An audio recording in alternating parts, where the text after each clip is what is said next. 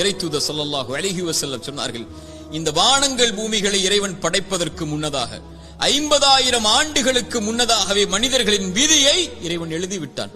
எவ்வளவு நாள் இவன் வாழ்வான், எவ்வளவு நாளில் மரணிப்பான், எதை பெறுவான், எதை இழப்பான், இவனுடைய வாழ்வாதாரம் என்ன, இவனுடைய சொத்து என்ன, இவனுடைய நஷ்டம் என்ன, இவனுடைய உறவு என்ன, இவன் பிரிவது என்ன, எல்லாம் எழுதப்பட்டு விட்டது. வானங்கள் பூமி படைப்பதற்கு 50,000 ஆண்டுகளுக்கு முன்னதாகவே தாயுடைய கருவறையில் அவன் இருக்கும் போதே மீண்டும் அதை உறுதிப்படுத்தினான். இறைத்தூதர் ஸல்லல்லாஹு அலைஹி வஸல்லம் சொன்னார்கள், நல்லா கேட்டுக்கோங்க, உள்ளத்தை தட்டி இந்த ஹதீஸ் அந்த உள்ளத்துக்கு சொல்லிக் கொடுங்க. எந்த ஒரு உயிரும் இந்த உலகத்தில் இருந்து மரணிக்காது அதனுடைய வாழ்வாதாரத்தை முழுமையாக்காமல்.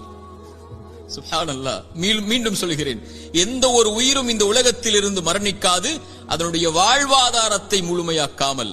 இவன் எதை பெறுவான், எதை இழப்பான், இவனுடைய சொத்து என்ன, இவனுடைய செல்வம் என்ன, ஒரு மனிதன் தன்னுடைய கடைசி சொட்டு தண்ணீரை அருந்தும் வரை, ஒரு மனிதன் தன்னுடைய சுவாச காற்றின் கடைசி மூச்சை இறைவன் எழுதியதின்படி சுவாசிக்கும் வரை மரணம் வராது.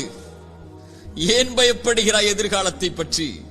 இது எழுதப்பட்டு விட்டது உன்னுடைய வாழ்வாதாரம்.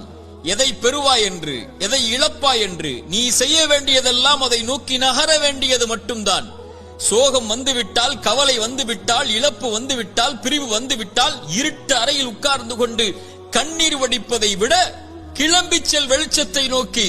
உனக்கு பெற இருக்கின்ற அதிசயங்கள் ஏராளம் உன்னுடைய எதிர்காலத்தில்.